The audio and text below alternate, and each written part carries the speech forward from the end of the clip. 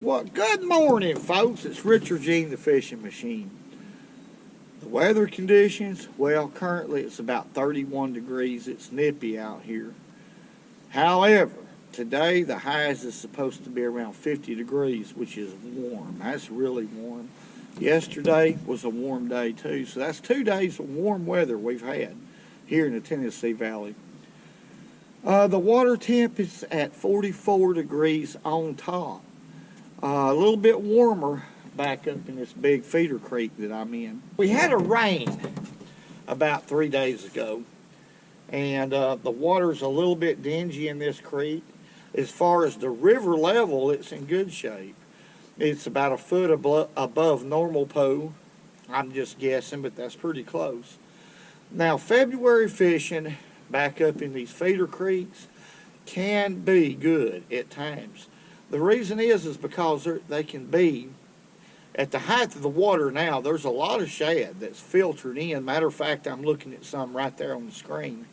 Has filtered out of the main river because of the height of the water and because of that rain we had. Now, the shad will come out of the river and they'll filter into these backwater areas like this. But I'm going to be using a tiny fluke, which is my favorite river bait, or one of them. I'm going to be doing something. I'm going to be using a sinking braid. That's 8-pound test sinking braid. I've never used it before. I'm going to be fishing anywhere from 18 to 20 feet deep, and that's just a 1/16 ounce jig head. There's a deep hole back here. It's about 18 to 20 feet of water, folks. That's where I want to be. Right there is the beginning of the hole. Now, there's quite a few shad in here, but look at what a water bait right there. We're in 16 foot of water, 17 feet of water. And right up there is a hole that drops off to 20 feet. That's what I'm leading up to. A lot of times right in the middle of these creeks is where you want to fish. You don't want to worry about the drop-offs or anything like that. Conditions like this, the bait will get right in the middle of the creek and the fish will too. I'm just fishing it real slow, coming off the bottom 4 or 5 inches, letting it go back. And a lot of the fish looks like they're holding about a foot off the bottom or so. You could actually come up like that, about a foot off the bottom, and just wave it like that. That tail's just going like that. There's a fish.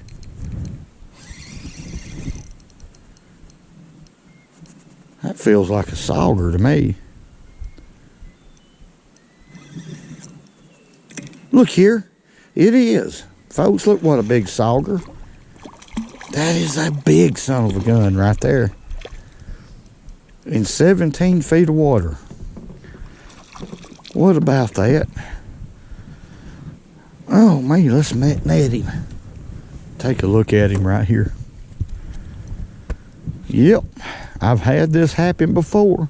Years ago, I caught some big sauger and walleye back up in the creek. February is just a great month for this to happen. What about that? That is a big sauger. Hey, y'all look at that deer right there. Y'all see that deer? Look at that deer. He's coming down to the edge of the water. He don't even know I'm here. Y'all see that? He's going to swim across the water. He's changed his mind. He's seen me. Now he's going back. There is no doubt about it, okay? It's a sport. Well, second to none. Quit. That's a big sauger. Y'all look at him right here. Big sauger. Look here how you eat that. I'm telling you, the height of the water means a lot on these river systems. You know, they could be... I called that. I could tell it was a sauger. I recognized the head shapes.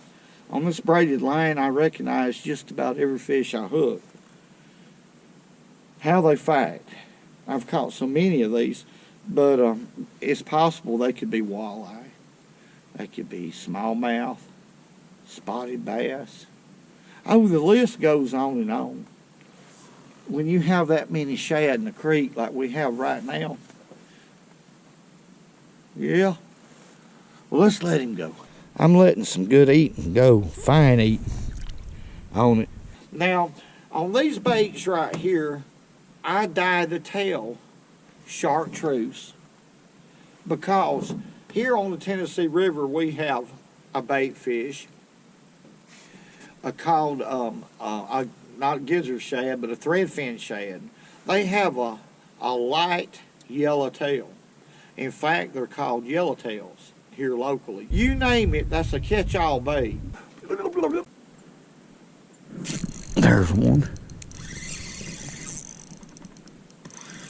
That feels like a sauger.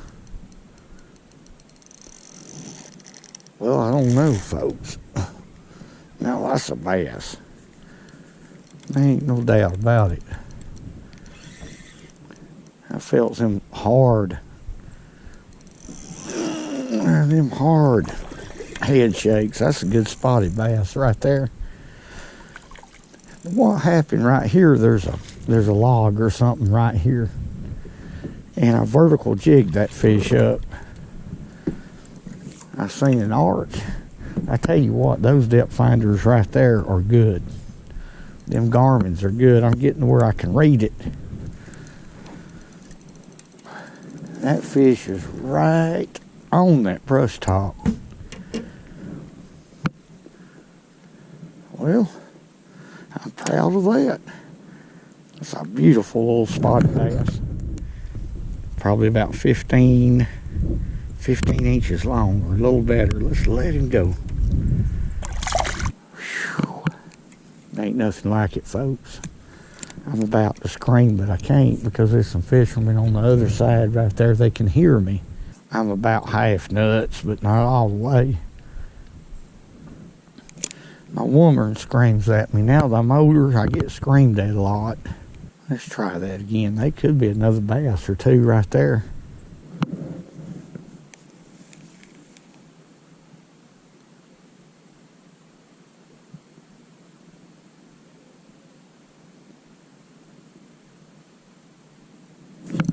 There's fish.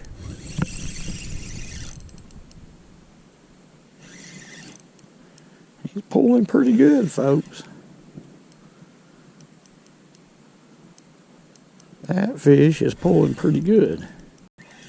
Golly, you talking about pulling, folks. This fish is putting a hammer on me. Well, there's another one. I vertical jigged him off of that tree. I'm catching all kinds of stuff today. I made a good decision right here. That's a good fish. That's about as healthy as they get. Right there, that's a heavy little fish. What it is there's a log. It's either a log or part of a tree or something that's off in about 14, 15 feet of water. And these fish are suspended up, a foot or two off the bottom. But they're hugging that tree. That's the second bass I've caught, spotted bass. I get a lot of questions. How do you tell a spotted bass from a largemouth? Take your finger, put it in his mouth, and you can feel teeth, a tooth patch, right there on the bottom of his tongue back there.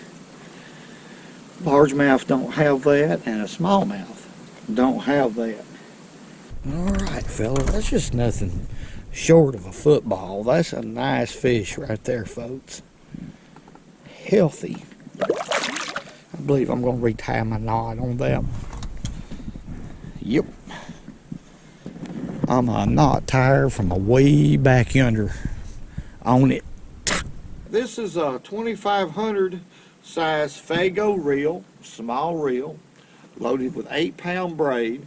I have about a 6-foot fluorocarbon leader, 6-pound test, and just like I always do, I've tied that jig with a loop knot. Now, braided line, I can get out 350 yards, folks. What I do is put a back filler on this reel. So I can get 2 fills with 350 yards. I'll use a cheap mono like Omniflex for a filler. Usually you can keep braid on a spinning reel for up to a year. Come on, boy. Just got a bite right there. There he is. He come back and got it. What do we got right here? There we go. Another sauger fish. That's a fat one for his size. Look at him. Sprawl them gills out. He kept messing with it. He bumped it a couple times, and I just kept it right in front of his face. And that's a great tip for wintertime fishing. If you get a bite, don't reel it in and throw it back out again, because you still have a chance on, for catching that fish. Keep it in front of his face long enough to where he'll go ahead and commit. He's still got his eyes on it. But these fish right here, I'm not having to move, and I'm glad, because I'm protected from the wind right here. These fish, folks, are actually coming to me. I'm just staying put, patiently fishing, and they're just coming to me. They're just moving around the corner to me. But I'm having to fish a little bit slower than I normally do. I'm just crawling that bait. That's the only way they're going to hit it today. One day after a front. It's a little hard to get these fish to open their mouth, but you can. Just slow down. Slow down your presentation. There's another one right there, folks. I'm talking to a couple gentlemen. What's y'all's names? I'm Robert. He's James. Robert and James. Look at there. Do y'all go fishing when you can because it's good for you, or how do you go about that? I learned that from some fellow on YouTube. If I get his name, I'll send it to you. Okay. Oh, man. Robert and James. There's another one right there, folks. Right in the middle of this creek. That's a sauger.